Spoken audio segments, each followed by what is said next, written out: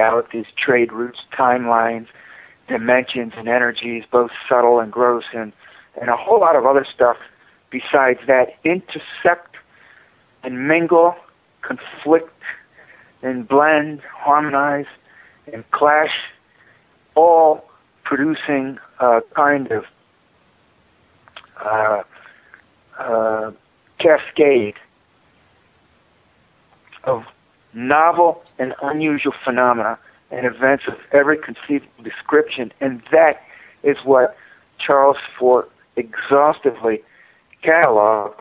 This is a man who seriously went to the library and combed through everything he could find, newspapers, books, journals, you name it, and culled out all the unusual articles and events and phenomena and trivia and factoids that he ran across and compiled them in massive books, Lo, the Book of the Damned, and there are others. And what I find interesting in all of that is that not only that he did it, but these things are ongoing to the present day, and we all have front row seats. Even better, we all participate directly in this highly bizarre, unusual, and entertaining drama. It's a great school. True. Absolutely true. The next question is, the Fermi paradox begs the question, if there's life in the universe, how come we aren't visited by aliens? Charles Fort once stated, I think we're property. Fort's solution is that the Earth was warred over in the distant past and now is under the control of something. All others are warned off. The reason that we never meet our owners is that they have no interest in talking with their livestock. Do you have an opinion on this thought? Oh, I sure do. Number one, Charles Fort, I think, is right. This planet was warred over thousands of years ago, and for all I know, the war is ongoing, but there's a lot of evidence for so-called war inherent in the ancient past. As to the alien question, I think we are visited by aliens, and have been for a long time. And it appears to me that as we go deeper into this question, and not only into this question, into the century, that the so-called aliens or extraterrestrial will show themselves more clearly, or alternatively, we will simply see more clearly what is already being shown and notice their presence, so to speak. That we will collectively and individually open our eyes and see what is in front of us and understand what is being presented to us to understand. I also agree with Charles Fort that it does appear that we are under the control of something, at least for now. I surmise that something is the machine that I've spoken about in this interview and others, and have also written about to some extent, to some length on my blog site. And I also agree with Fort that this machine is a most formidable entity.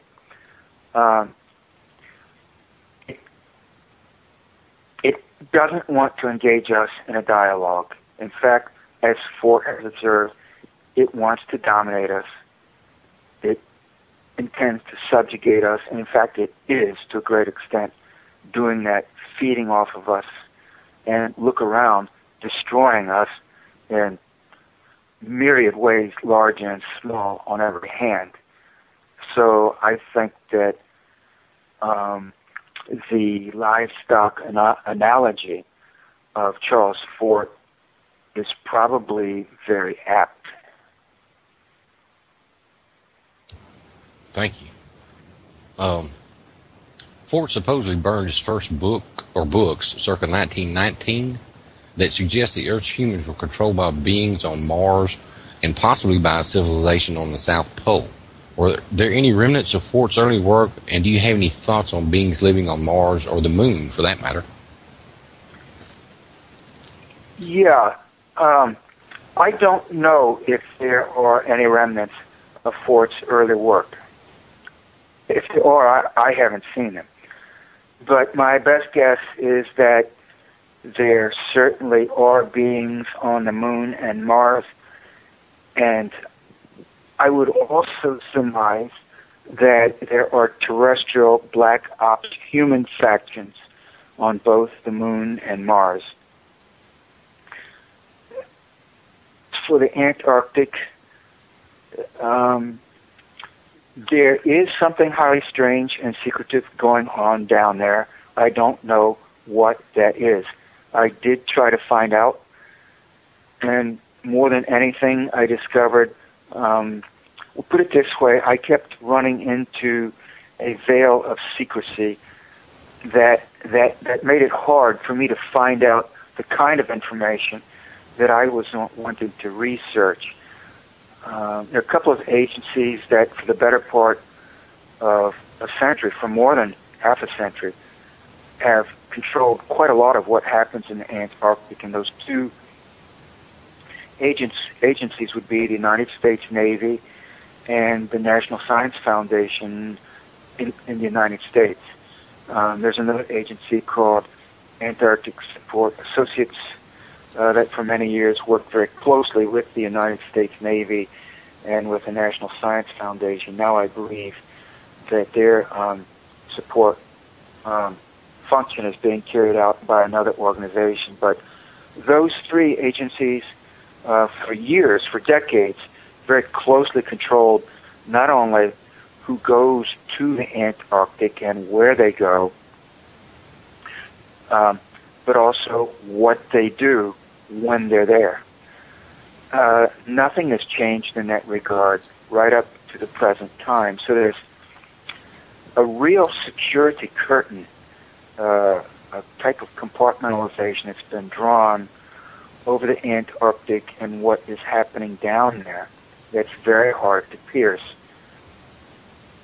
I would say that I can speculate with the best of them as to why that should be so. I've read a number of conjectures over the years as to what may be happening in the Antarctic that's being covered up, and my perception is that there is a kind of cover-up over what is happening down there or what has been discovered down there. And the reasons would include such things as a Nazi base of operations that would have been established back in the 1930s and 1940s and also in the immediate post-World War II period. Another possibility would be one or more extraterrestrial bases, some kind of time portal, whether a natural phenomenon associated with the distinctive physics that are peculiar to the Antarctic environment, or an artificial time portal that might have been constructed by terrestrial or non-terrestrial forces or presence, corridors to other dimensions.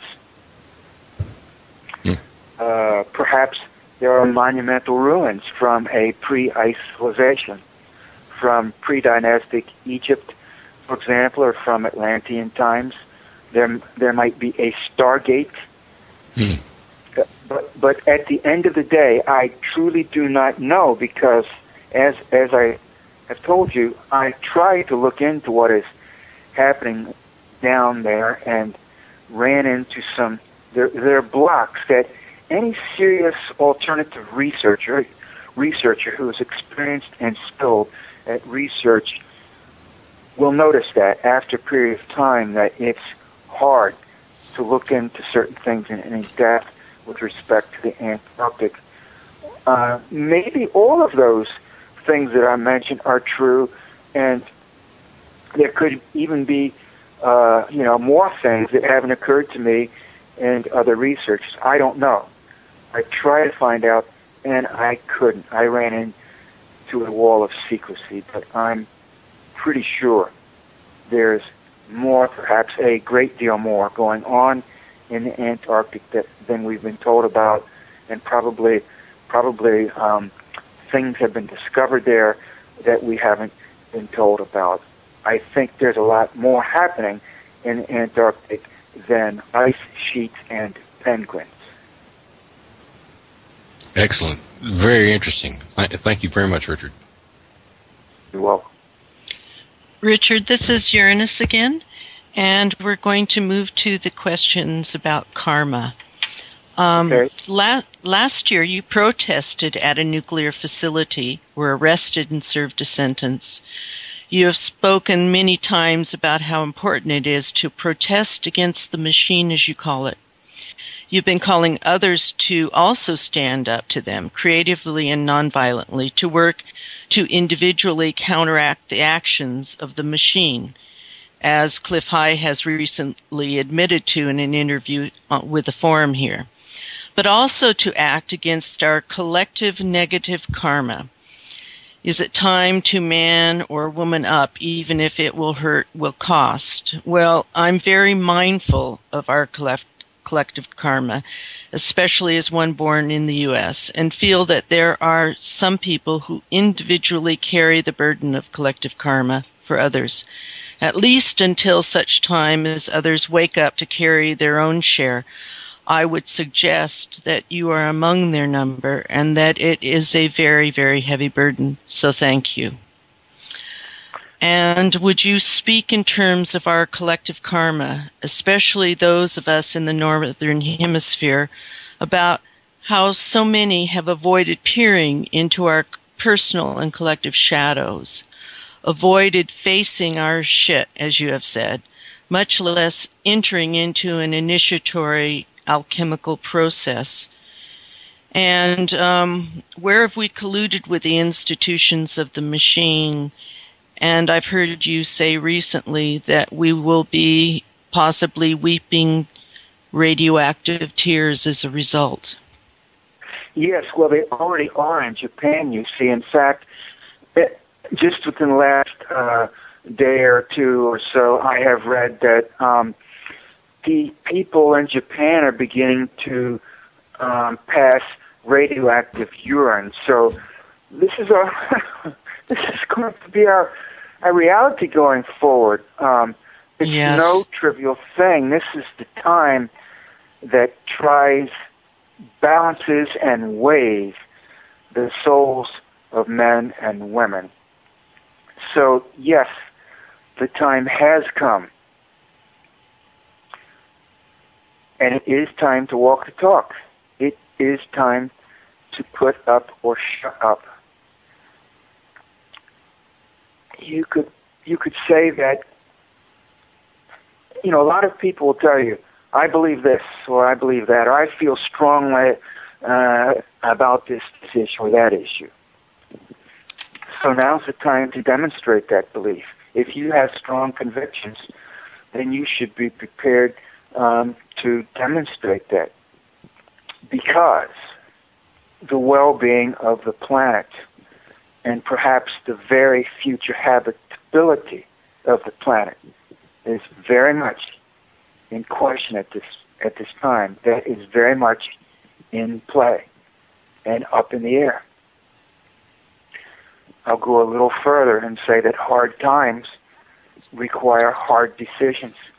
Tough times require tough decisions. They require tough actions.